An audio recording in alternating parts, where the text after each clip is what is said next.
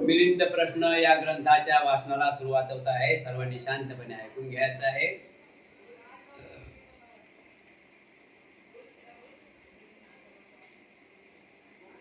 आजचा विषय आहे चांडाळाचे घरी चंदन. चांडाळाचे घरी चंदन आजचा विषय आहे. चांडाळ तर समजलंच ना, चांडाळ शब्द समजला ना पटकन. चांडाळाच्या घरी चंदन हा आपण विषय बघत आहोत.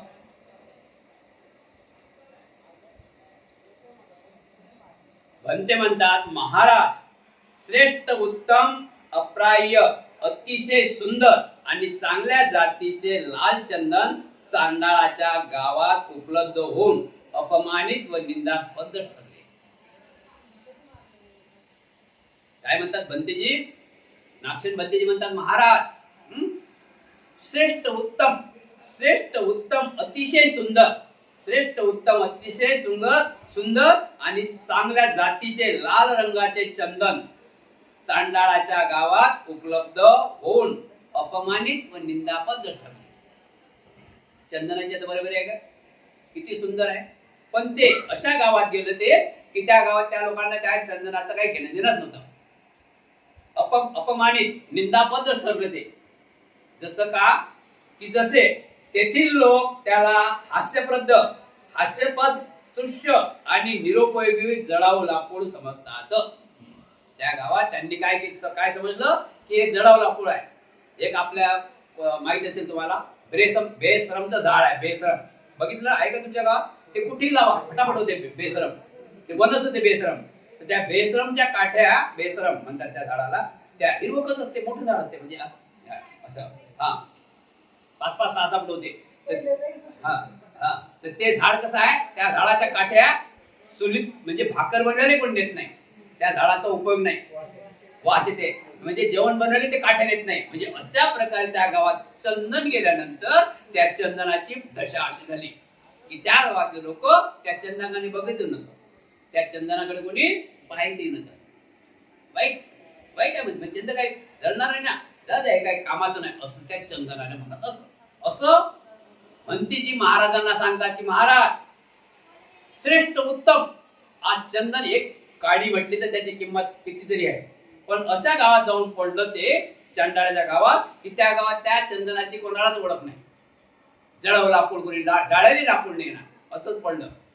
ते रस्त्यात पडलं की अरे हे काय लाकूड मदत आलं, हे लाकूड बघ. अशा प्रकारे त्याची अपशब्द आणि त्या लाकडाचं निरोपी जळाऊ लाकूड म्हणून ते कोणीच त्याला वापर करत नव्हतं. महाराज त्याचप्रमाणे हा बुद्ध धम्म इतका गौरवशाली व जीवन रहस्याची खाण असून देखील मागचा व पुढचा संदर्भ जाणणाऱ्या अज्ञानी लोकांच्या हाती पडून तो निंदास्पद आणि अपमानित होऊ नये. महाराज जसं चंदनाची किंमत त्या गावाला नाही, तसंच हा भगवान बुद्धाचा धम्म हा अतिशय सुंदर धर्म आहे. हा गौरव करणारा धम्म आहे. हा जीवन जगण्याचं रहस्य खाण आहे. हा धम्म जीवन जगण्याची खाण आहे.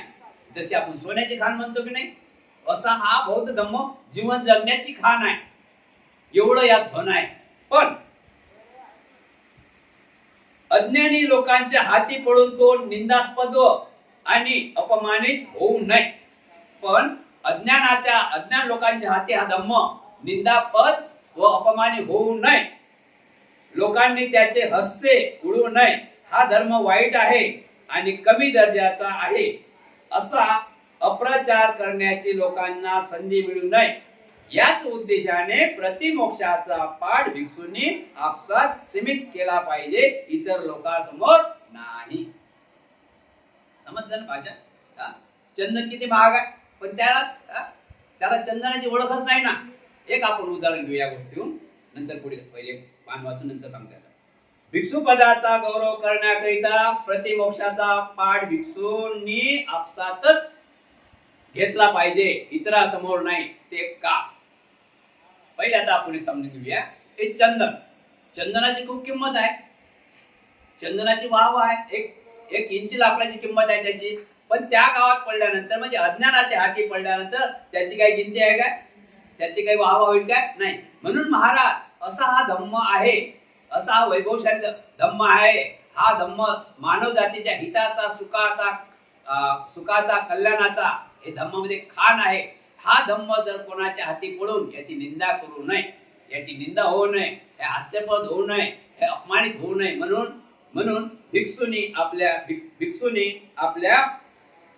भिक्षूंनी पोथीमक्षाचा पाठ भिक्षूने आपसात केला पाहिजे, इतर लोकांसमोर नाही. आता यातून थोडा आपण आपल्या भाषेत उदाहरण घेऊया. एक गुराखी होता. एक गुराखी बकऱ्या चारणारा व्यक्ती होता. एक बकऱ्या चारणारा व्यक्ती होता. बकऱ्या चारतात ना. आता गुराख्याला आणि बकऱ्या चारण्याला, बकऱ्या चारतात तो आणि जो गुरं चारते तो, त्याला काही MBBS डिग्री करायला लागते काय? त्याला काही सर्टिफिकेट पाहिजे का? त्याला सर्टिफिकेट पाहिजे का मॅट्रिकचं? की 7वे वर्ग पास पाहिजे? काही गरज नाही. त्याला काही घेणं नाही. बकऱ्या चारण्या म्हणजे चारण्या, गुरे चारण्या म्हणजे चारण्या. त्याला काही डिग्रीची गरज आहे काय? असं कोणी विचारते का? आमची गाय तुमच्या जवळ पाठवतो, पण तुमचं शिक्षण किती आहे? काय गरज नाही. मग आता काय झालं, तो बकऱ्या चारणारा एक माणूस होता. बकऱ्या चारणारा माणूस होता. बकऱ्या चारत होता. बकऱ्या आपल्या चरत आहेत, हा टेकडीवर बसत आहे. बकऱ्या चरत आहे, टेकडीवर बसत आहे एका ठिकाणी. तर हा बकऱ्या चारता चारता चारता याची नजर एका ठिकाणी गेली. नजर आहे ते एका ठिकाणी गेली. तर त्या झुडपातून, त्या झाडाचं झुडप असते छोटं, त्या झुडपातून एक चमक निघून राहिली ताऱ्यासारखी. लाईट जसा लावतात ना आपला फोकस, हा अशी चमक निघून राहिली. हा म्हणजे काय? हा गुराखाने विचार केला की हे काय? या झुडपात, झुडूप समजलं ना, या झुडपात म्हणजे मोठ्या, या झुडपाने चमकून काय राहिलं? आता त्याच्याजवळ काठी होती, तुम्हाला माहिती आहे, आपलं नेहमीच काठी जाणतो आपण. तर काठी होती त्याच्याजवळ, तो गेला काठीने इकडे तिकडे केलं. करता एवढा गोळा त्याने बाहेर काढला. एवढा गोळा त्याने बाहेर काढला झुडपातून. आता तो जसा काढला तो अजूनही चमके, जसा काढला तो अजूनही चमके. तो काय होता? याला काय घेऊन दे ना. याची एक बकरी होती प्रिय. राणी नाव होतं तिचं, बकरी प्रिय. बकरीचं नाव होतं ना, काय ठेवतात लोक, बकरीचे बैलाचे नाव ठेवतात, जनावरांचे नाव ठेवतात. तर या बकऱ्या चारणाची बकरी होती प्रिय, तिचं नाव होतं राणी. त्याने तो हिरा होता, तो हिरा हाती घेतला. इकडे पाहते, तिकडे पाहते, इकडे प्रकाश पाडते, तिकडे प्रकाश पाडते. आणि याला असं वाटलं की क्या बात आहे, त्या बकरीने धरलं, राणी बकरीने धरलं, जोडान द्यानं तिच्या गळ्यात बांधते, अधिक ते म्या चमकते. याला वाटलं की आपली बकरी काय सुशोभित दिसते. त्यानं काय केलं, तो हिरा धागा घेतला आणि त्या बकरीच्या गळ्यात बांधून टाकला. काय होता तो? यानं काय केलं, बकरीच्या गळ्यात बांधला आणि चालला खाणं. सारे लोक काय म्हणले, लोक चमक काय झाले? अरे म्हणे मला सापडलं, किती बकरी चांगली दिसते माझी, किती बकरी चांगली दिसते माझी, किती बकरी चांगली दिसते. म्हणजे त्याला काय त्या हिऱ्याची किंमत समजलं नाही. तो शेवटी हिरा हाव करता करता पडून गेला. नंतर म्हणत तो काय, नंतर पश्चाताप झाला की नाही. तसंच त्या गावात चंदन भेटलं, त्यांना काही ओळखत नाही, त्यांना काही घेणे देत नाही. अशा प्रकारे भिक्खूला सांगितलेलं आहे की प्रतिमोक्षाचा पाठ भिक्षूंनी आपापसातच केला पाहिजे, लोकांसमोर नाही. त्यानंतर भिक्षू पदाचा गौरव राखण्याकरिता मोक्ष पदाचा पाठ भिक्षूंनी आपसातच सीमित केला पाहिजे, इतरांसमोर नाही. भिक्षू हा महान आहे. भिक्षू हा महान जीवन आहे. भिक्षू जीवन हे काही साधं जीवन नाही. भिक्षू काही फकीर बाबा नाही. गुरुवारी या घरी, या गावात, शनिवारी त्या गावात, सोमवारी त्या गावात, असं काही नाही. भिक्षूचं जीवनच एक अलग आहे. भिक्षूचं जीवनच हे अलग आहे. आणि बुद्धांनी आम्हाला असं धन दिलेलं आहे की कुठेही जा उपाशी राहत नाही, कुठेही जा उपाशी राहत नाही. मग आपण हे गृहस्थी जीवन धडपड कशासाठी करतो? धडपड करण्याचं काम नाही. धडपड कशासाठी करतो यात काही कारण असेल ना. धडपड करता तुम्ही त्याच्याही पलीकडे जाण्यापाठ, म्हणजे जे नाही त्याच्या पलीकडे जाण्यासाठी, म्हणून तुम्ही धडपड करता. एक सांगण्यात येते, सोची आहे ना तर दाना जरूर आहे. मन आहे, दाणे दाणे पिले काय खाणे वाले का, पण इथं समाधान नाही ना. इकडे दौडते, तिकडे दौडते, तिकडून हे करते, तिकडून हे करते. बरोबर आहे की नाही? तर काही दौड्यात जास्त काम नाही, ऑटोमॅटिक सगळ्या गोष्टी बरोबर होतात. आपण धम्म असा आहे आपल्याला. धम्म हे आंधळ्याची काठी आहे. धम्म हे आंधळ्याची काठी दिलेली आहे. आपण बघितलं आता महापूर आला होता गावामध्ये, अनेक गावामध्ये, आणि ते दोरी लावल्या होत्या सैनिक लोकांनी, त्या रक्षक लोकांनी. ते दोरी धरू धरू त्या पुरातून पार केली लोक. ब्रिजवर पाणी बिरवर फिरलं होतं ना, तर त्यांनी दोरी बांधली होती. काय म्हणतात त्याला, अग्निशामक दल त्याचा, म्हणजे गव्हर्नमेंटचे माणसं, त्यांनी दोरी बांधली होती. काही लोक म्हणजे असे आपले गठोडे घेऊन आपला जीव वाचून त्या दोरीनं त्या सहाऱ्याने तिकडे गेला, त्या नदीच्या किनारी गेलोय. म्हणजे सांगण्याचा मतलब असा आहे की एवढा हा धम्म छान आहे, एवढा धम्म छान आहे की जशी त्या समुद्रात त्या पाण्यात दोरी बांधली तसा आपल्याला तो तिकडल्या किनारी घेऊन जाऊ शकते. एवढा धम्म चांगला आहे, तो आपण समजला पाहिजे. जोपर्यंत समजत नाही तोपर्यंत मग चंदनाचं आणि धम्मामध्ये काहीच फरक राहणार. चंदनाचा धम्मा काही फरक आहे का? अजमावलं पाहिजे, बघितलं पाहिजे की आमचं आपलं काय आहे, आपलं आपलं का बरं एवढा धम्म बाबासाहेबांनी कष्ट केले असतील, का बरं बुद्धाने एवढे कष्ट केले असतील, एवढं धम्म काय कमी होतं, काय कमी होत त्या सिद्धार्थाला, काय कमी होते त्या सिद्धार्थाला, राजा असुनी निघाला वनाला, वनाला राजा असुनी निघाला वनाला. कोणासाठी? सुंदरसा राजवाडा हा 3 महाल राहण्यासाठी, 3 माळ्याचा, 5 माळ्याचा, 9 माळ्याचा महाल, सुंदरशी पत्नी, सुशोभित दोघे पती पत्नी, राहुल, यशोधरा पत्नी, राहुल बाळ लहान, आणि जगामध्ये दुःख आहे हेच कारण माहित. जगामध्ये दुःख आहे फक्त एवढं समजून जायचं, आणि या दुःखाचं कारण काहीतरी असेल ते शोधण्यासाठी त्यांनी त्याग केला, आणि तो यांनी आपल्याला धम्म आतापर्यंत इथपर्यंत आणून सोडलेला आहे. किती चांगला धम्म आहे. जो जो या धम्मात आला तो सुखी झाला, जो जो या धम्मात विरोधात गेला तो दुःखीच आहे. आता धम्मात विरोधात जाणं म्हणजे काय? धम्मात विरोधात जाणे म्हणजे काय? नशाधारी आहे, विरोधात गेला, 40 वर्षात गेला, कशाने गेला? धम्माच्या विरोधात गेला.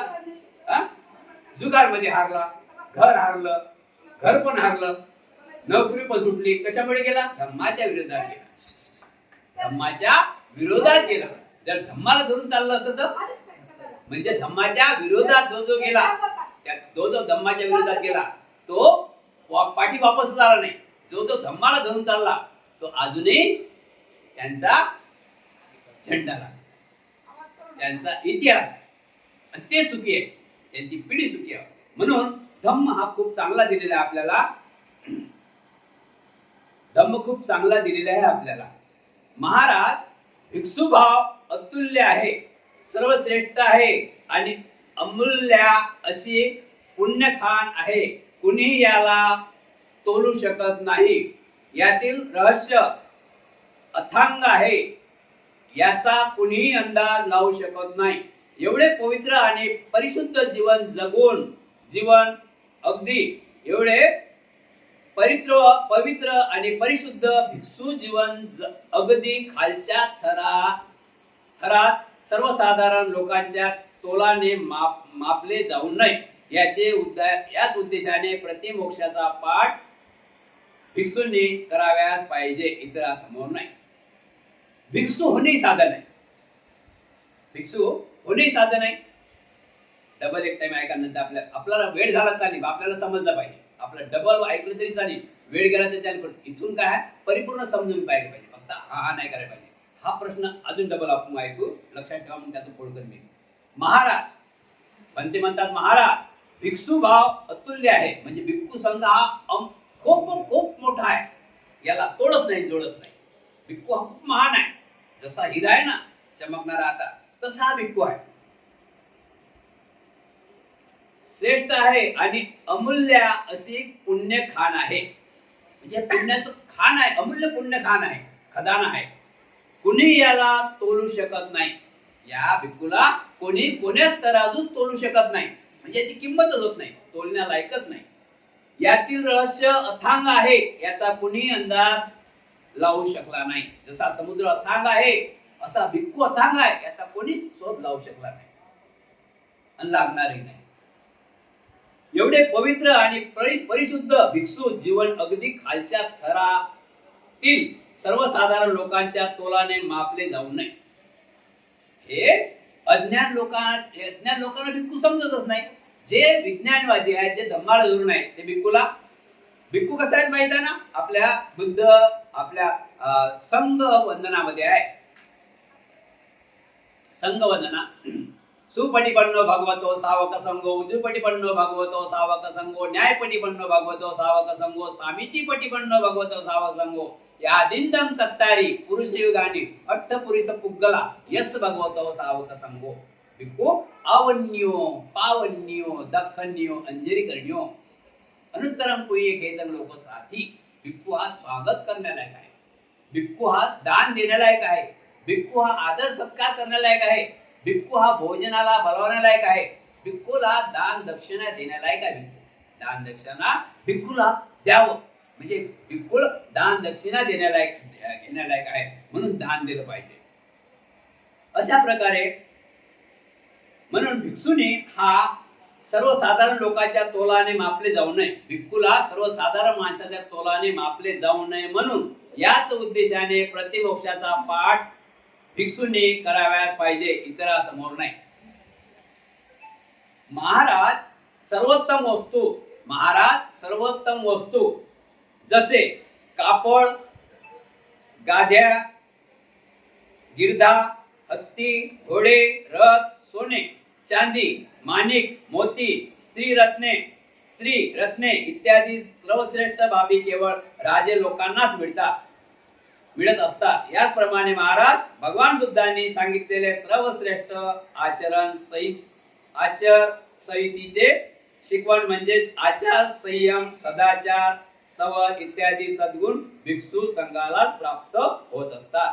याप्रमाणे भिक्षूच्या उच्च अशा गौरवशाली पदाचा आदरार्थ प्रतिमोक्षा पाठ भिक्षूने आपापसातच करायलाच पाहिजे, दुसऱ्या समोर नाही. भिक्खू हा सर्वश्रेष्ठ आहेत. भिक्खू हे आदरणीय आहेत. भिक्खू हे आवंचार पावंचार करण्यालायक आहे. जसं भिक्खू हा नियमाचं पालन करते. भिक्खू हा नियमाचं पालन करते. भिक्खू ह्या विनयाला धरून चालते. म्हणून त्या भिक्खूजवळ सर्वच काही खजाना आहे. कोणता खजाना आहे भिक्खूजवळ? की मानव जात, आपली जात नाही, मानव जात, प्राणी मात्रा आणि निसर्ग या तिन्ही लोकांना सुखी राहण्यासाठी एवढा खजाना भिक्खूजवळ आहे. भिक्खूच्या खजानाचा अंदाज कोणाला येत नाही. म्हणून जसं राजा महाराज, जसं समजा एक राजा आहे, त्याच्याजवळ हत्ती आहे, घोडे आहे, रथ आहे, सोने आहे, चांदी आहे, माणिक आहे, मोती आहे, स्त्री आहे, रत्न आहे इत्यादी सर्व बाबी केवळ राजालाच मिळतात, बाकी कोणाला मिळतात का? तसंच भिक्खूला हे ज्ञानाचं प्रतीक म्हटलेलं आहे. भिक्खू हा अथांग ज्ञानाचं प्रतीक आहे. भिक्खू अथांग ज्ञानाचं प्रतीक आहे. अशा प्रकारे अगदी बरोबर आहे बनते नाक्षण. आपण जे सांगितले आहे त्याचा मी सहर्ष स्वीकार करीतो. दुसरा भाग चालू होत आहे. मिथ्या भाषणाचे दोन प्रकार. मिथ्या म्हणजे खोट्या भाषणाचे दोन प्रकार. बनते नाक्षण तथागतांनी सांगितले आहे की जाणून बुजून खोटे बोलण्यात पाराजिकेचा दोष आहे. जेव्हा असेही सांगितले आहे की जाणून बुजून खोटे बोलल्याने थोडा दोष घडला असता तो दुसऱ्या भिक्खू समोर स्वीकार केला पाहिजे, म्हणजे तो दोषमुक्त होतो. बनते नाक्षण यात अशी काय गोष्ट आहे, कोणते कारण आहे की एक ठिकाणी खोटे बोलले असता संघाबाहेर काढून दिले जाते व दुसरे ठिकाणी खोटे बोलले असता केवळ दुसरा भिक्षू समेत आपली चूक मान्य केले असता माफी सुद्धा मिळते. बनते नाक्षण आपण जाणून बुजून खोटे बोलण्यासाठी थोडा दोष घडला असता त्याबद्दल दुसऱ्या भिक्खूजवळ आपली चूक मान्य करावी, म्हणजे दोषमुक्त होतो. हे दुसरे विधान खोटे ठरते. आणि हे दुसरे विधान खरे मानले तर पहिले विधान खोटे ठरते. ही विसंगत कशी बनते हे सुद्धा एक कोडे आहे, याचा आपणच उलगडा करून सांगावा. बनते नाक्षण म्हणतात की महाराज तथागतांनी सांगितलेलं आहे की जाणून बुजून जर खोटं बोलण्यात, जाणून बुजून खोटे बोलण्यात पराजिकता दोष आहे. म्हणजे जाणून बुजून खोटं बोललं तर दंडनीय आहे. पराजिकता म्हणजे दंडनीय आहे. पुन्हा असेही सांगितले की जाणून बुजून खोटं बोलल्याने थोडा देश घडत असतो, तो दुसऱ्या भिक्खू समोर स्वीकार केला पाहिजे, म्हणजे तो दोषमुक्त होतो.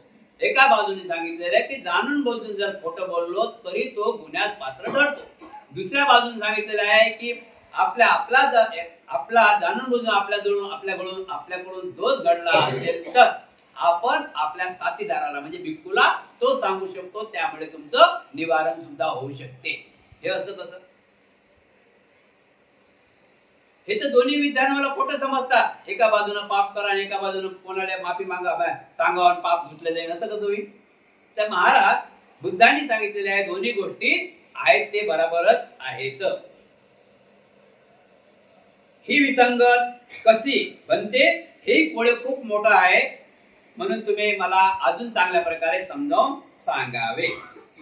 महाराज ही दोन्ही वर केलेली विधाने तथागतांचीच असून दोन्ही खरे आहेत. महाराज विषयानुरूप खोटे बोलण्याचे दोन प्रकार आहेत. खोटे बोलण्याची सीमा गाठणे व किंचित खोटे बोलणे. किंचित खोटे बोलणे. महाराज तथागतांनी सांगितलेले दोन्ही सिद्धांत बरोबर आहेत. खोटं बोललं तर पाप लागतेच, आणि खोटं बोललं आपल्या सहकार्याने सांगितलं तर त्यात पाप तुमचं कमी होऊ शकते, असंही विधान खरं आहे.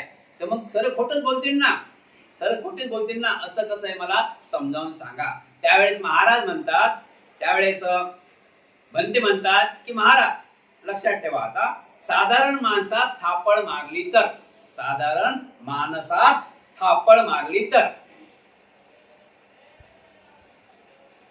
महाराज सर्वसाधारण माणसास थापड मारली तर महाराज जर कोणत्या साधारण माणसास एखाद्याने थापड किंवा भुक्की मारली तर आपण त्यास शिक्षा करणार काय? महाराज समजून चला, एखाद्या सर्वसाधारण माणसाने कोण्या समोरच्या माणसाला भुक्की थापड मारली तर तुम्ही त्याला दंड करसाल काय?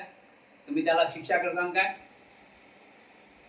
महाराज म्हणतात बनते नाक्षण मी त्याला मुळीच क्षमा करणार नाही. असे जर त्याने केले तर त्यास मी एखादा काशा पण दंड देईन. मी त्याला क्षमा तर करणार नाही. एखाद्या साधारण माणसाला थापड किंवा भुक्की मारली तर महाराज तुम्ही काय करू शकसान का? त्याला काय दंड देसान काय? तर महाराज म्हणतात नक्कीच मी त्याला दंड देईन, पण तरी योग्य दंड देईन. थापड मारली थापडचा दंड, हत्या केली हत्याचा दंड आहे ना. दंडाचे फरक आहेत ना. मी त्याला सर्वसाधारण दंड देईन. अजून म्हणतात की महाराज राजास थापड मारली तर, महाराज लक्ष ठेवा, एखाद्या राजास थापड मारली तर, सर्वसाधारण माणसाला थापड मारली सर्वसाधारण माणसाने तर तुम्ही थोडा दंड दिला, ठीक आहे मानतो. मग एखाद्या राजास थापड मारली तर महाराज जर त्या पहिल्याच मनुष्याने ज्याने पहिली थापड मारली त्याच पहिल्याच मनुष्याने तुम्हाला एखादी थापड किंवा भुक्की मारली तर तुम्ही त्याला दंड काय कराल? त्याच माणसाने जर तुम्हाला थापड भुक्की मारली तर तुम्ही दंड काय कराल? त्यावेळेस महाराज म्हणतात बनते त्याचा मी हात पाय कापून शरीरा वेगळा करीन. बनते त्या व्यक्तीने जर मला थापड मारली तर त्याचा मी हात पाय कापून शरीरा वेगळा करून टाकीन, म्हणजे हात पाय कापून टाकीन. जिवंत असूनही त्याचे चामडे सोलून काढीन. याची सर्व संपत्ती जप्त करीन. त्याच्या दोन्ही बाजूच्या परिवारातील 7 पिढ्या जेवढे काही लोक असतील त्यांना सर्वांना ठार मारील.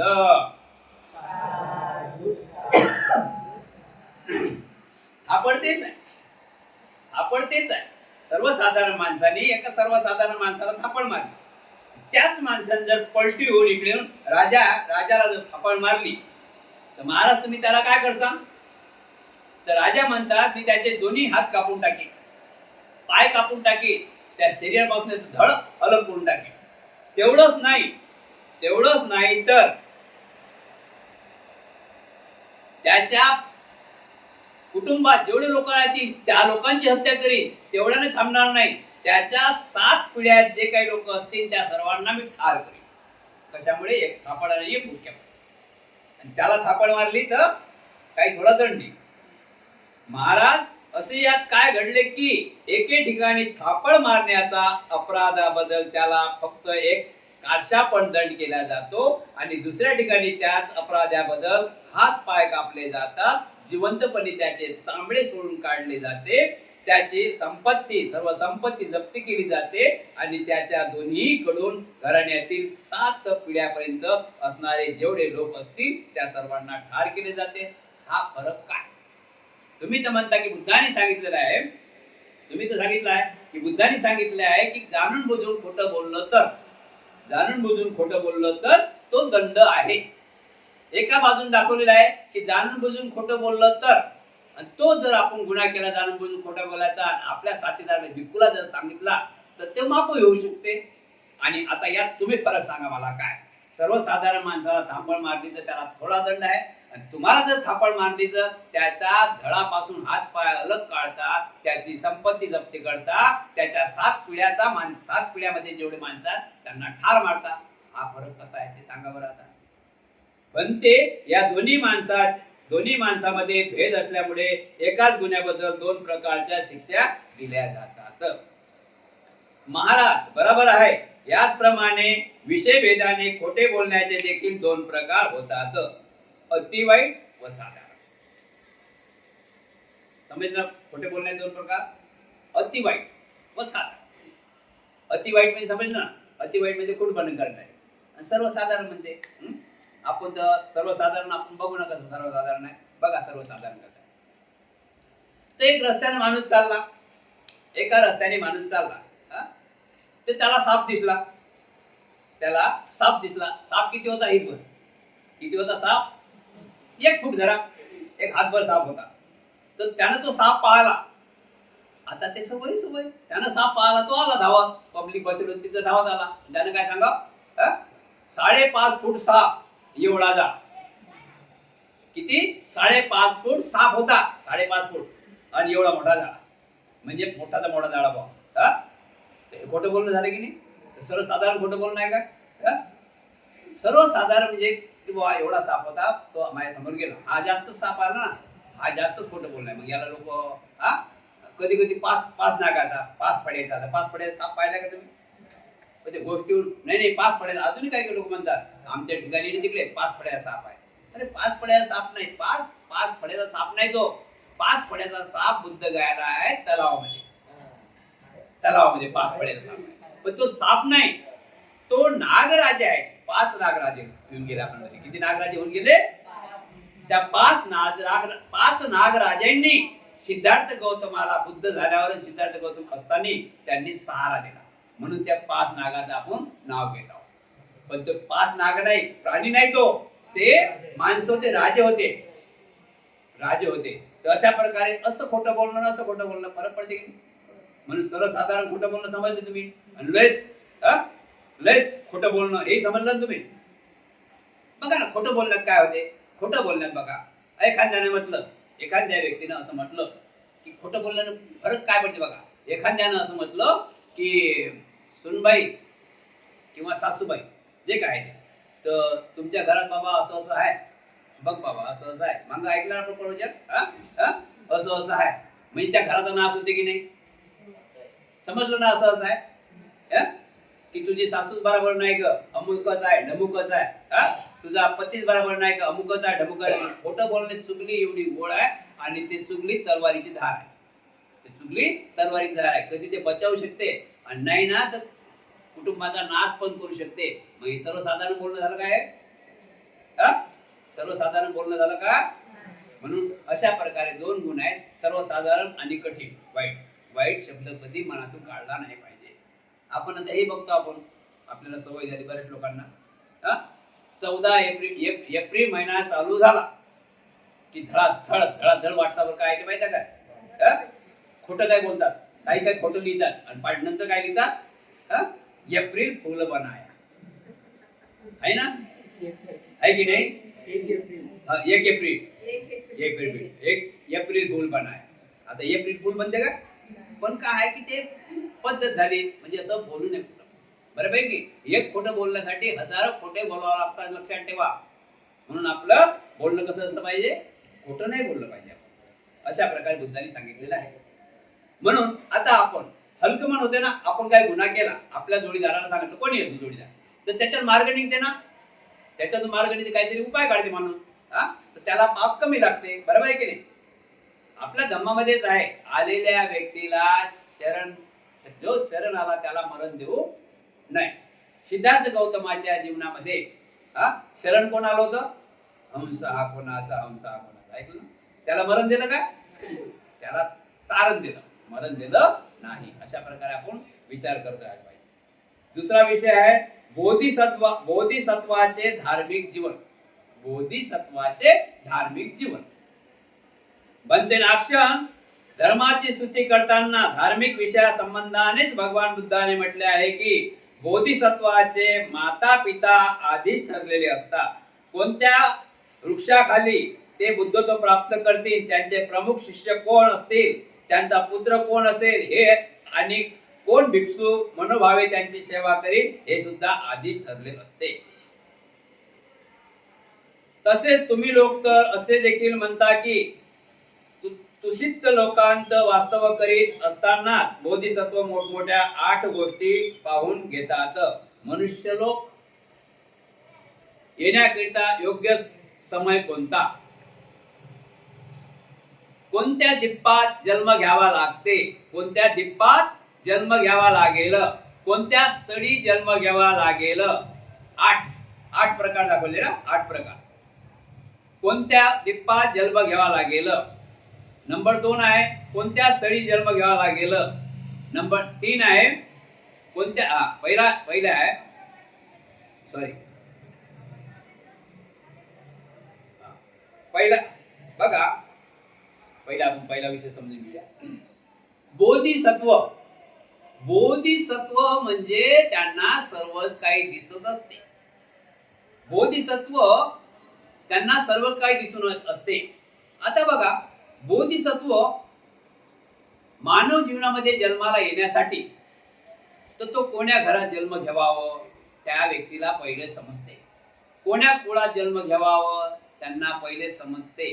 ते कुळ कसं असलं पाहिजे, ते गाव कसं असलं पाहिजे, त्यांची सेवा करणारा कोण असेल तिथं तसं जन्म घ्यावा का, त्यांची सेवा करणारा कोण असेल, त्यांचे शिक्षक कोण बनतील, अशा प्रकारे त्यांचं पहिलेच नियोजन होते. नंतर ते आपल्या जन्माला येतात. बोधिसत्वाचा मतलब काय आहे की 84,000 लेवण्या फिराव्या लागतात. किती हजार लेवण्या फिराव्या लागतात? आता 84,000 लेवण्या फिराव्या लागल्यानंतर चांगलं काम जो करीन त्याला पुढे येवणी नाही. उदाहरण समजा आपण, आज 70,000 येवण्या झाल्या, अजून किती बाकी राहिल्या? 15,000. बरोबर आहे की नाही? जर या 70,000 येवण्यामध्येच एखाद्या व्यक्तीने चांगलं काम केलं असेल, तो बोधिसत्व झाला असेल, तर त्याला पुढे जन्म नाही, किडे माकोड्यामध्ये जन्म. तो मानव जीवनामध्ये येऊन सर्वांचं मंगल करू शकते, त्याला म्हणतात बोधिसत्व. एक उदाहरण घेऊया आपण. बोधिसत्व सिद्धार्थ गौतम बोधिसत्व पूर्वी होते. म्हणजे सिद्धार्थ गौतम बोधिसत्व होते. सिद्धार्थ गौतम हे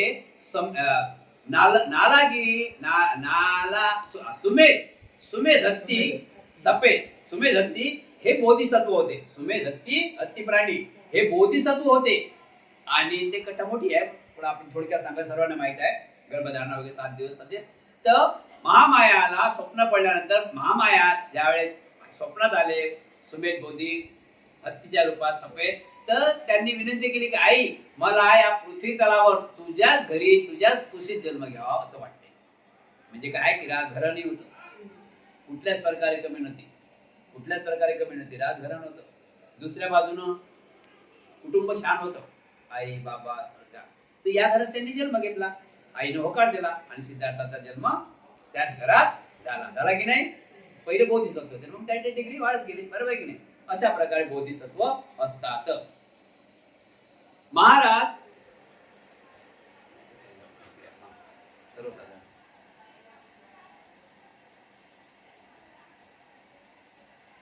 महाराज असे यात काय घडले की एके ठिकाणी थापड मारण्याच्या अपराधाबद्दल त्याला फक्त काही थोडा दंड केला जातो आणि दुसऱ्या ठिकाणी त्याच अपराधाने हात पाय कापले जातात, जिवंतपणी त्याचे चामडे सोडून टाकले जाते, त्याची सर्व संपत्ती जप्त केली जाते आणि त्यांच्या दोन्हीकडील घराण्यातील 7 पिढ्यापर्यंत असणारे जेवढे लोक असतील त्या सर्वांना ठार केले जाते.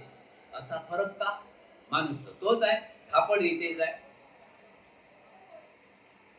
महाराज बरोबर आहे, बनते ह्या दोन्ही माणसामध्ये भेद असल्याचा महाराज बनते ह्या दोन्ही माणसामध्ये भेद असल्यामुळेच एकाच गुन्ह्याबद्दल 2 प्रकारच्या शिक्षा दिल्या जातात.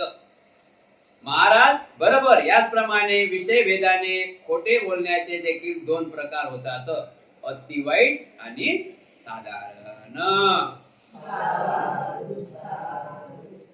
हे जर बोधिसत्व ठीक आहे. आता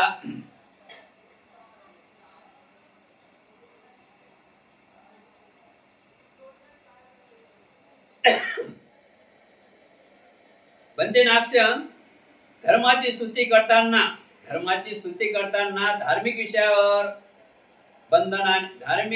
बंधनाने भगवान बुद्धाने म्हटले आहे की बोधिसत्वाचे माता पिता आधीच ठरले असतात. कोणत्या वृक्षाखाली बुद्धत्व प्राप्त करतील हे त्यांना माहित असते, कोण प्रमुख शिक्षक होईल ही त्यांना माहित असते, कोण पुत्र हे त्यांना माहित असते, कोण भिक्षू मना भावे त्यांची सेवा करील हे सुद्धा त्यांचे ठरलेलं असते.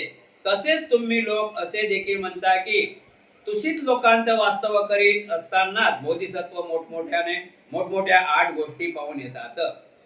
तुषित लोकांमध्ये वास्तव करत असताना बोधिसत्व मोठ्या 8 गोष्टी पाहून येतात.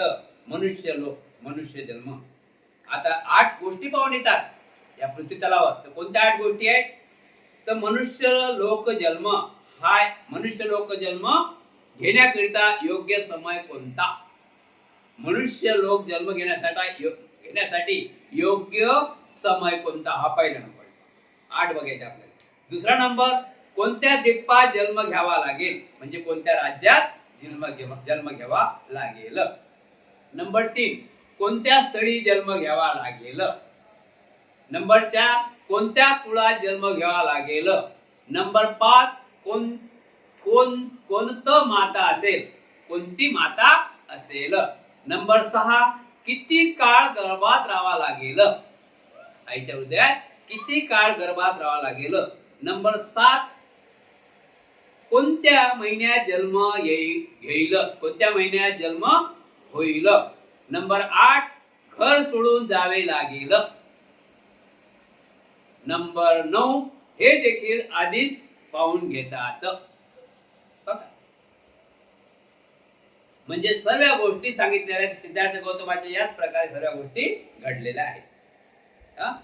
बालपण गेलं, तरुणपण आहे, लग्न झालं, मुलगा झाला, आई वडील आहे, तर शेवटी त्यांना 29व्या वर्षी गृहत्याग सुद्धा करावा लागला आणि 40 वर्षापर्यंत त्यांचं आयुष्य लाभलेलं आहे. अशा प्रकारे बनते नाक्षण जोपर्यंत ज्ञान परिपक्व होत नाही तोपर्यंत अशा तऱ्हेच्या काही बाबी समजता येत नाहीत. आता ज्ञान पक्क झाल्यावरच काय माहित पडेल ना, ज्ञान पक्क झाल्याशिवाय कसं माहित पडेल.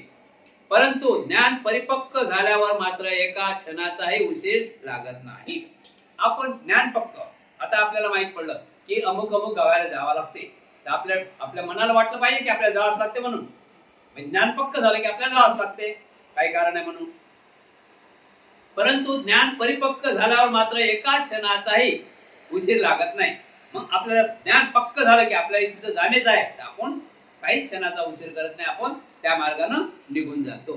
ज्ञान परिपक्व झाल्यावर समजून आल्यास कठीण पडणे अशी कोणतीही बाब शिल्लक राहत नाही. म्हणून बोधिसत्व कोण्या आईच्या हृदयात जन्म घ्यावा, कोण्या जम्बूद्वीपामध्ये कोण्या राष्ट्रामध्ये जन्म घ्यावा, जन्म घेतल्यानंतर कोण्या ठिकाणी जन्म घ्यावा, कोण माझी सेवा करील, कोण माझी माता होईल, कोण माझे सेवक होतील आणि कुठं मला घर सोडून जावं लागेल, हे सर्व त्याची तयारी करतात. जसं आपण भाजीला जातो, आपल्याजवळ 500 रुपये आहेत तर 500 रुपयासारखी थैली घेऊन जातो. आणि मॉल मध्ये गेलो तर आपण 500 रुपये थैली घेऊन जातो का, मोठी गोणी घेऊन जातो, बरोबर आहे की नाही. मग कपडे घे, हे घे, ते घे, खाना घे, पिना घे, साबण घे, पापण घे, मग मोठी थैली पडते. म्हणजे आपल्याला ज्ञान होतं की आपल्याला मॉल मध्ये जायचं आहे, म्हणून आपल्यासोबत लहान थैली चालणार, म्हणून आपण काय केली, मोठी थैली घेतली. जर ज्ञानच नसतं तर आपण मोठी थैली नेली असती काय. अशा तेव्हा मी कोणत्या वेळी जन्म घेईन अशा वेळ पाहण्याची त्यांना आवश्यकता काय. ज्ञान परिपक्व झाल्याशिवाय तर काहीच समजून घेता येत नाही, आणि ज्ञान परिपक्व झाले की नाही ते समजून घेण्याकरिता क्षणाचाही उशीर लागत नाही. कोण्याही गोष्टीला आपलं ज्ञान पक्क झालं, कोण्याही गोष्टीला आपण विचार केला तर त्या विचारानंच आपण चालून जाऊ शकतो, बरोबर आहे की नाही. आता आपल्याला एखाद्याच्या लग्नात जायचं आहे, तर आपण फाटके कपडे घालून जातो का. माहिती आहे ना कसे करून जातो आपण, चांगले चांगले कपडे घालून. काय झालं, आपल्याला त्याचं ज्ञान झालं.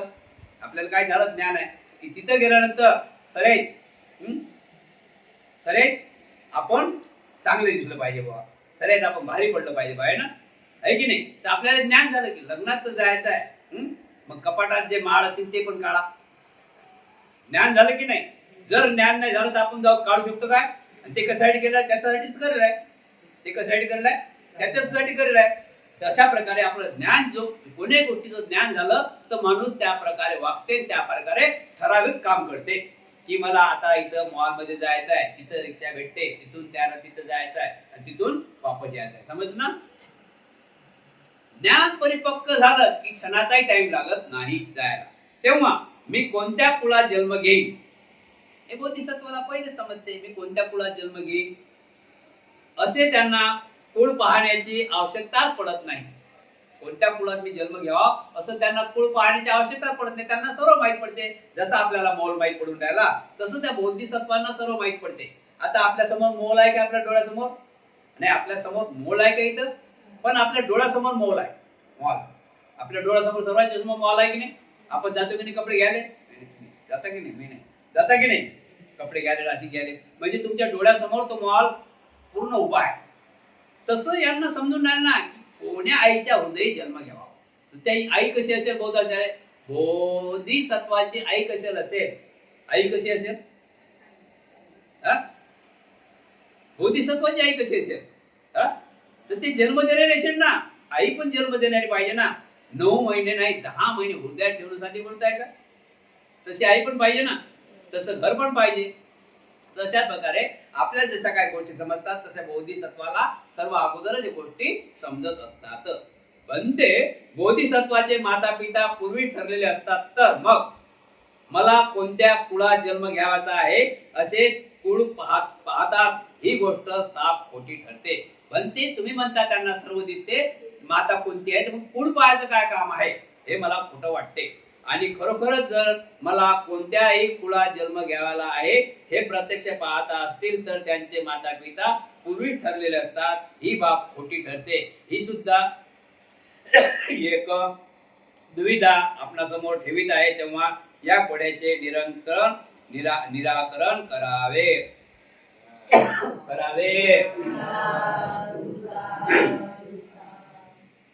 महाराज, बोधिसत्वाचे माता पिता आधीच ठरले असतात, यात काही शंका नाही.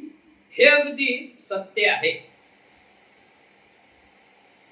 त्याचप्रमाणे हे सुद्धा सत्य आहे की बोधिसत्व दूषित लोकात वास्तव करीत असतात. कोणत्याही कुळात जन्म घ्यावाचा आहे, ते कोणते कुळ आहे, त्यांचे माता पिता क्षत्रिय कुळातील असणार की ब्राह्मण कुळातील असणार, याप्रमाणे ते त्या कुळास पाहत असतात.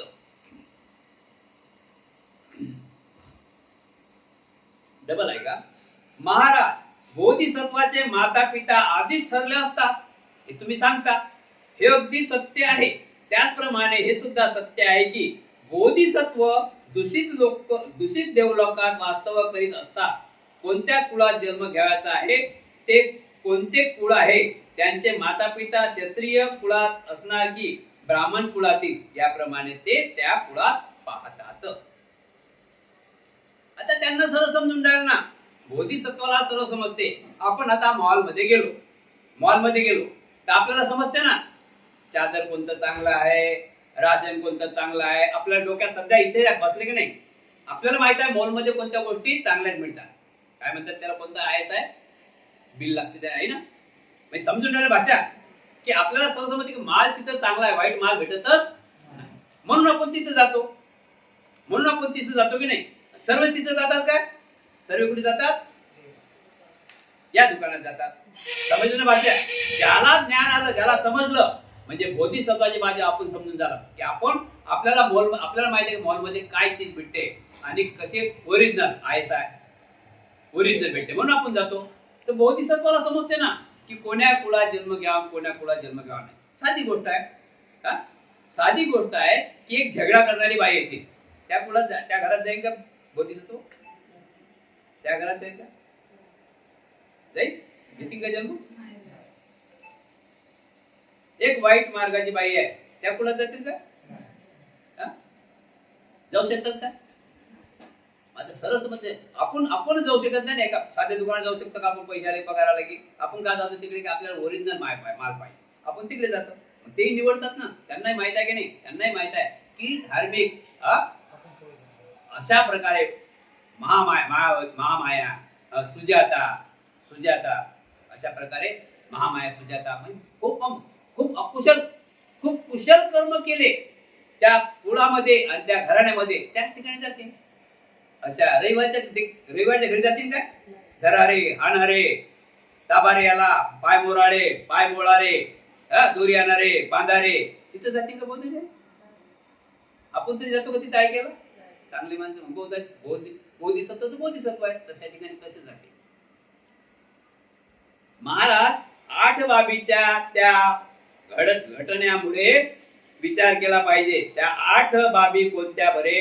व्यापाऱ्याने व्यापाराचा असेल, व्यापाऱ्याने घ्यावायचा असलेला माल तो आधीच पाहून ठेवतो.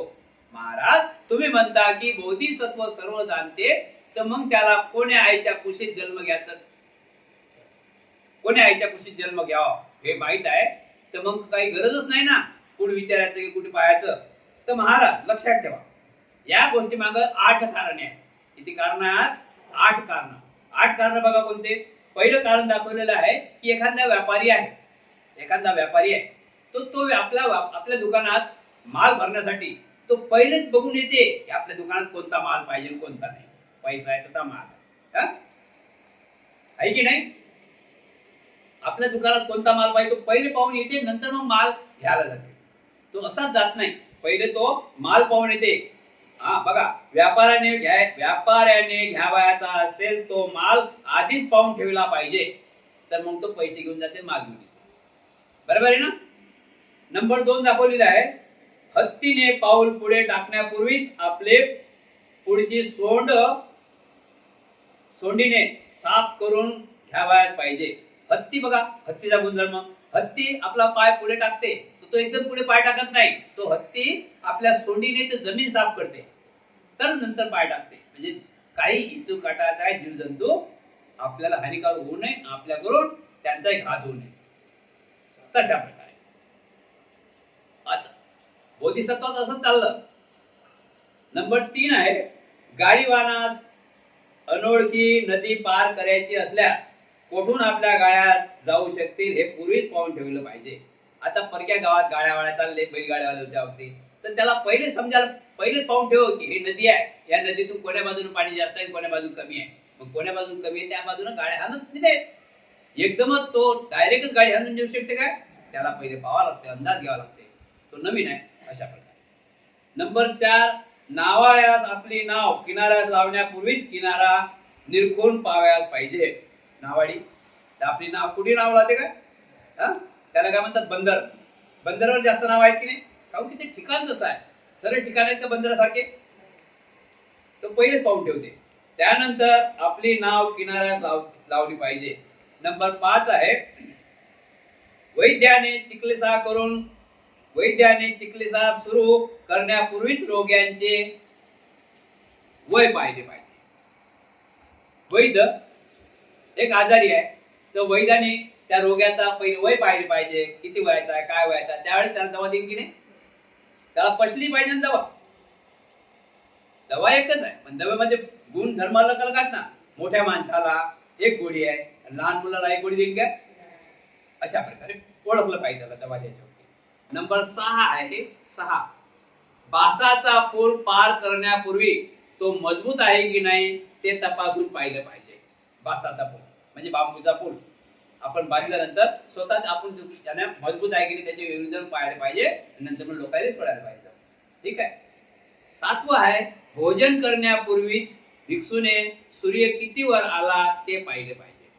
म्हणजे भोजन सांगितलेल्या बुद्धांनी 12च्या अंतर डोक्यावर सूर्य नाही आला पाहिजे, त्याच्या अगोदर जेवण करावं. डोक्यावर सूर्य आला नाही पाहिजे, त्यावेळी काही घड्याळ वगैरे नव्हते.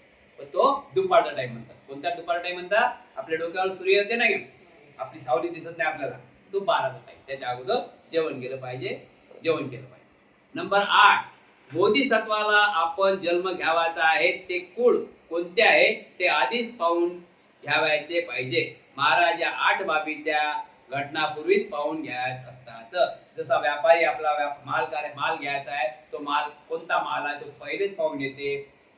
जसा बांबूचा पूल बांधला, तो बांबू पूल मजबूत आहे की नाही तो पहिलेच बांधणारा पाहून येते.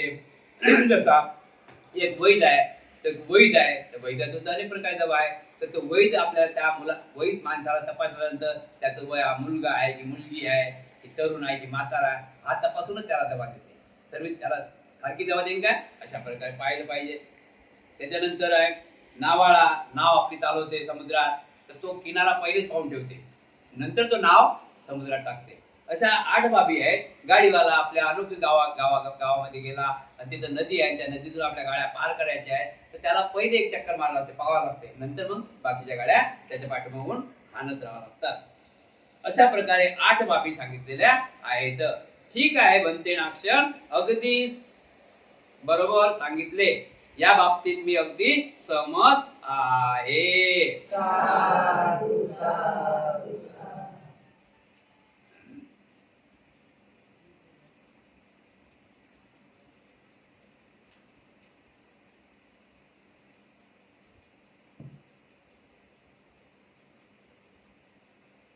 विषय आहे आत्महत्येविषयी. आत्महत्या विषय आहे आत्महत्येविषयी. बनते नाक्षण, भगवान बुद्धाने सांगितले आहे भिक्षूंनो आत्महत्या करू नये. जो असे करील त्याला विनयानुसार अपराधी ठरवण्यात येईल. आत्महत्या गुन्हा दाखवलेला आहे. आत्महत्या करणे गुन्हा आहे. आत्महत्याचं सोडा, आपलं बोट कापणे सुद्धा गुन्हा आहे. आपण बघतो काही मुलं मुली ब्लेड मारतात, माहिती आहे, बघितलं ना, त्यालाही गुन्हा आहे. म्हणजे आपण आपले नाही, आपलं शरीर जरी आपलं आहे पण तरी आपल्या शरीराचे मालक आपण नाही. आपल्याला अधिकार आहे का आत्महत्या करायचा? समजा करायला लागला, बरेच लोक आपण बघितले समजा करायला लागले, त्यातून काय वाचले तर त्यांना घरी पाठवत नाही, त्यांना कुठे पाठवतात? जेलमध्ये. म्हणजे आपण आपल्या हो का आपण आपले नाही, आपण काहीच करू शकत नाही. म्हणून आत्महत्या करणे हे खूप मोठा गुन्हा आहे. आत्महत्या करणे खूप मोठा गुन्हा आहे. बनते नाक्षण, महाराज म्हणतात बनते नाक्षण, भगवान बुद्धांनी सांगितलेलं आहे भिक्खूला की आत्महत्या करणे मोठा गुन्हा आहे, अपराध आहे. याशिवाय तुम्ही लोक सांगत होते की भगवान बुद्ध आपल्या शिष्यांना एखाद्या विषयावर उपदेश करीत असता नेहमी म्हणत असत की अनेक प्रकारचे जन्म, म्हातारपण, आजारपण आणि मृत्यूपासून स्वतःची सुटका करून घेतली पाहिजे, आणि जो कोणी यापासून स्वतःला मुक्त करून घेत असत त्यांची तथागत प्रशंसा करत असत. उलट बुद्ध सांगत की या शरीराला चांगलं ठेवलं पाहिजे, या शरीराला चांगलं ठेवलं पाहिजे, हर गोष्टीने चांगलं ठेवलं पाहिजे. या शरीराला कुठल्याच प्रकारे दुःख नाही लागलं पाहिजे. राईट टाइम जेवण केलं पाहिजे, राईट टाइम नाश्ता केला पाहिजे, राईट टाइम आंघोळ केली पाहिजे, राईट टाइमच झोपलं पाहिजे. कधी झोपायचं, किती झोपायचं, कधी झोपायचं, चांगलं आहे का ते? कधी झोपायचं, कधी खायचं. आता लग्न झालं, 2 वाजता लग्न लागलं आणि 3 वाजता बसा जेवण आले. जमीन काय म्हणजे तुम्ही काय करता की याची कदर तुम्हाला फक्त राहील त्याचं घर, उभं आहे त्याचं धन, आरोग्य, आणि वाईट त्याची शेती, असं कानून मध्ये आहे आपल्याला. तर आपण एक विचार करा ना, आपण आपले नाही हे तर तुम्हाला माहितच पडणार. दाखवा ना एखाद्याचं बोट तोडून काय होते माहित आहे ना. आणि बघा ना, बरेचसे लोक बघितले आपल्या नजर, कधी कधी कधी आगीतूनही मुली जास्त आहे म्हणजे असं करू नये मुली वगैरे ना, असं लग्न आल्या मुलीनं असं करू नये घरातल्या तकलीफमध्ये. तर बघा काय त्यामुळे काय काय करायचं, हात पाय जसं जळते आणि शेवटी चांगल्या होतात, दवाखान्यात जाऊ, या दवाखान्यात जाय, त्या दवाखान्यात जाय, त्या दवाखान्यात जाय, चांगल्या होत आहे, त्यांचे चेहरे जरा बरोबर दिसत नाही, जिवंत असतात. पण ते त्यांना ते जिवंतच असतात, पण त्यांना दंड लागते, त्यांना त्यांच्यावर गुन्हा नोंदवल्या जाते. म्हणून आपण आपल्या अवकाळात लक्षात ठेवा बरं. जोपर्यंत ये घर भाड़े का है, ये घर भाड़े का है, रहने का है, तो अच्छा नहीं लगता तो कलर मारतो ना आपण. कलर मारतो की नाही कलर, आपलं राहण्यासाठी आपण राहून आलो. आता आपल्याला 5 वर्ष काढायचे आहेत त्या घरामध्ये, आपण कलर लावूच, चांगलं राहू, कलर लावू, आपलं हे करू, दिवे लावू, दिवे लावू, नंतर जायचे ते काढून टाकू. म्हणजे आपल्याला राहायचं तर आपण आपल्याला शरीर राहायचं व्हायला पाहिजे. जतलो काय आपल्या ताब्यात ततलो चांगलं चुंगलं सगळ्या गोष्टींना बरोबर. जिंदगी एक किराए का घर है, जिंदगी एक किराए का घर है, हे भाड्याचं घर आहे बरोबर. जिंदगी एक किराए का घर है, ये जिंदगी एक किराए का घर है, एक ना एक दिन बदलना पड़ेगा, मौत जब तुझको आवाज देगी, मौत जब तुझको आवाज देगी, घर से बाहर निकलना पड़ेगा. जिंदगी एक किराए का घर है, एक ना एक दिन बदलना पड़ेगा, मौत जब तुझको आवाज देगी, घर से बाहर निकलना पड़ेगा.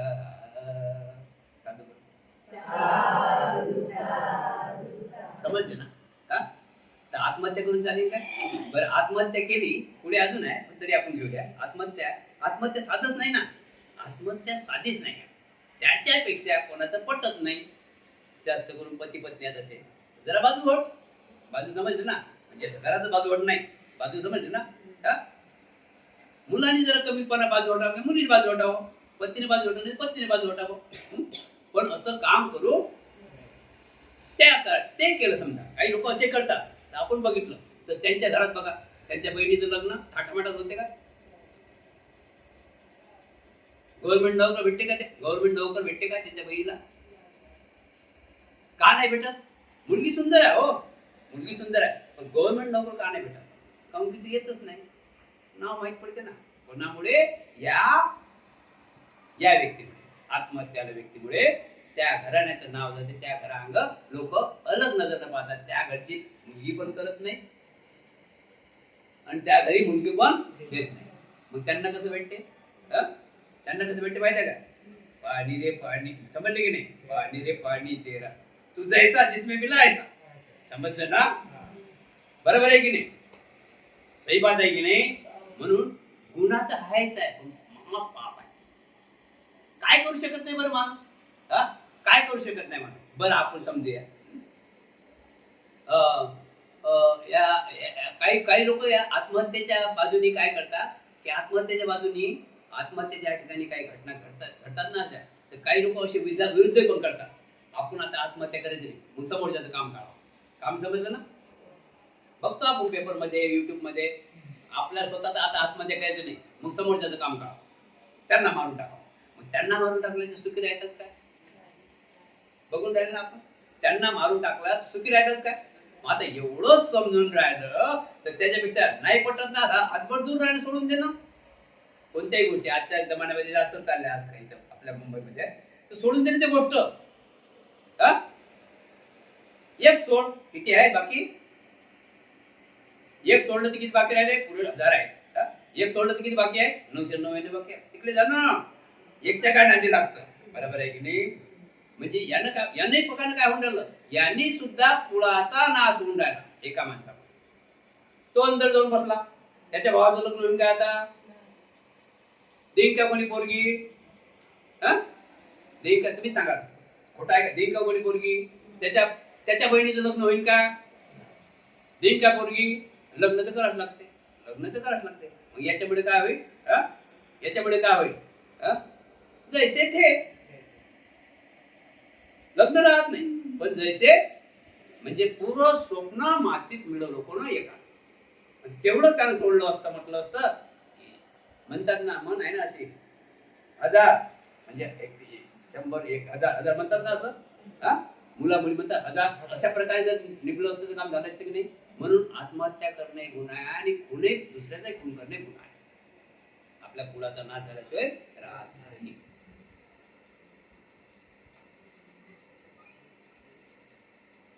बनते जर खरोखरच आत्महत्या करू नये असा भगवंतांनी उपदेश केला असेल तर ज्या कोणत्या विषयावर आपल्या शिक्षांना उद्देश करीत असता अनेक प्रकारे जन्म, म्हातारपण, आजारपण आणि मृत्यू यापासून मुक्तता व्हा असे सांगितले असल्यास खोटे ठरते. तुम्ही म्हणता आत्महत्या करू नये, पण इथे जन्म आहेच, मृत्यू आहे, म्हातारपण आहे, आजारपण आहेच. तर ही गोष्ट खोटी ठरते, ही गोष्ट मी खोटी ठरते. आणि जर कोणत्याही विषयावर उपदेश करीत असता अनेक जन्म, म्हातारपण, आजारपण आणि मृत्यू यापासून मुक्त व्हा असे तथागत आपल्या शिष्यांना वेळोवेळी सांगत होते. हे खरे मानावे तर भिक्षूंनो आत्महत्या करू नये तसे तथागतांनी म्हटले होते. असे म्हणणे ही खोटे ठरते. हे एक कठीण कोडे आहे, आपणा समोर मी ठेवत आहे. कृपा करून हे सोडून माझी शंका दूर करावी. महाराज, वरील दोन्ही वचने भगवंताचीच आहे, यात मुळीच शंका नाही. पण महाराज, आत्महत्येला आळा घालण्याचा किंवा जन्म मृत्यू पासून सुटकेचा भगवंतांनी उपदेश केला त्याला कारण आहे. बुद्ध म्हणतात, म्हणते म्हणतात, पण महाराज, आत्महत्येला आळा घालण्याचा किंवा जन्म मृत्यू पासून सुटकेचा भगवंतांनी उपदेश केला त्याला कारण आहे. बनते एकाला पराभूत करावे आणि दुसऱ्याची प्रवृत्त करावे यात कोणते कारण आहे? महाराज, प्राणी मात्राचे क्लेशरूपी विष उतरवण्यासाठी सिलवान होणे सर्वश्रेष्ठ उपचार आहे. क्लेशरूपी आजार नष्ट करण्यासाठी हेच उत्तम औषध आहे. क्लेशरूपी मळ धुवून काढण्यासाठी हेच सर्व प्रकारचा जलात विशुद्ध निर्मळ जल आहे. सर्व प्रकारची संपत्ती प्राप्त करून ठेवण्यासाठी हा सर्वोत्तम श्रेष्ठ चिंतामण आहे. चारही प्रकारच्या प्रवाहांना काम, भव, अविद्या व मिथ्या दृष्टी पार करून जाण्यासाठी हा सर्वोत्तम उपाय आहे. तिन्ही प्रकारच्या अग्नीचा लोभ, मोह, देश, मोह, माया, देश, लोभ, देश, मोह, ताप दूर करण्यासाठी हा सर्वश्रेष्ठ शीतल वायू आहे.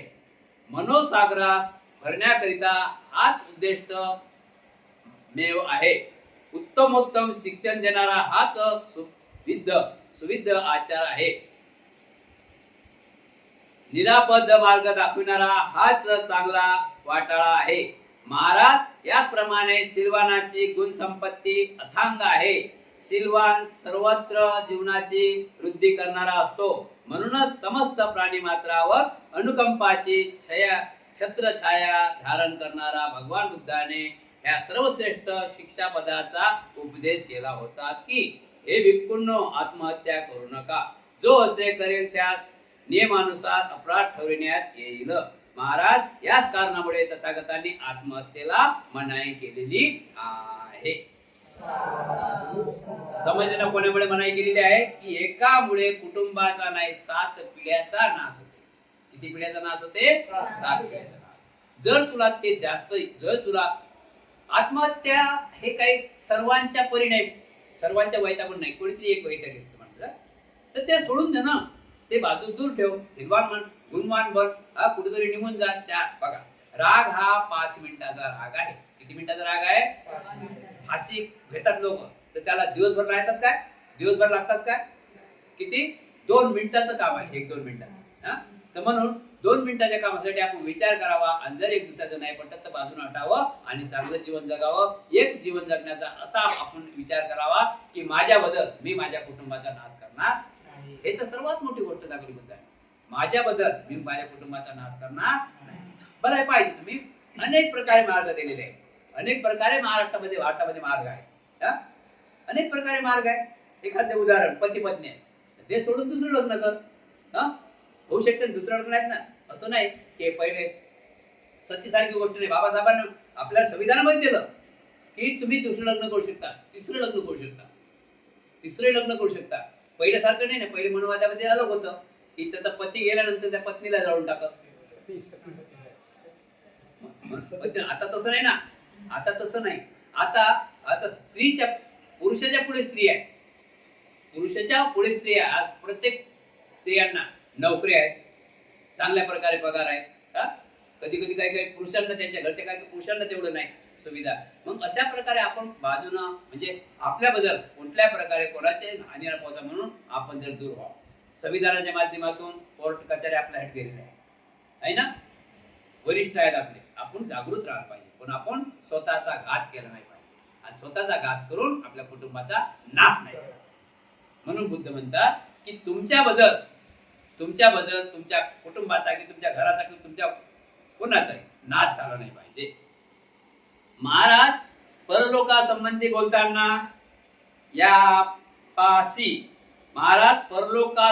बोलताना पायाशी राजाजवळ महान व्यक्ता स्थविर कुमार काश्यपाने सांगितले होते की हे राजन, सिल्वान आणि धर्माचे श्रमण असोत की ब्राह्मण, पण जितके अधिक दिवस जगतात तितके ते लोकहिताचे कार्य अधिक करतात.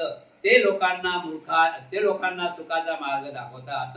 लोकांविषयी ते आपल्या हृदयात अनुकंपा बाळगून देवता आणि मनुष्याच्या कार्यात कल्याणाचा आणि सुखाचा मार्ग दाखवण्यासाठी सहाय्य करतात. महाराज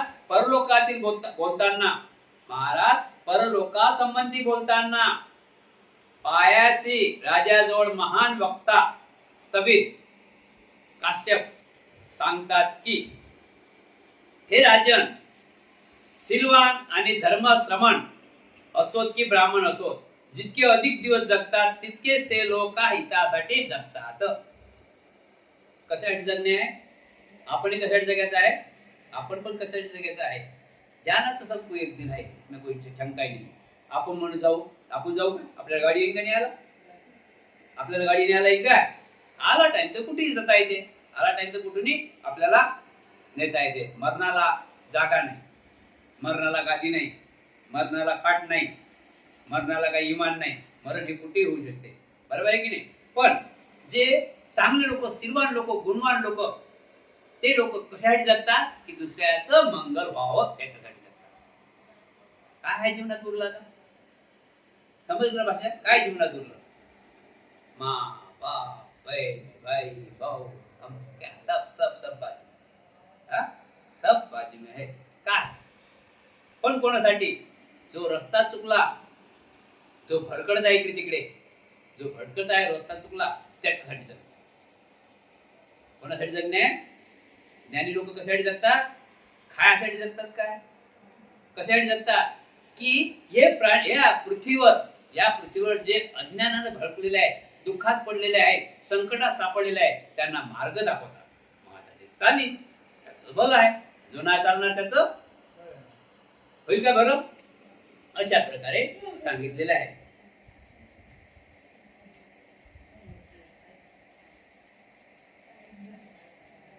साधू साधू साधू साधू साधू. विषय मोठा आहे, थोडा आपण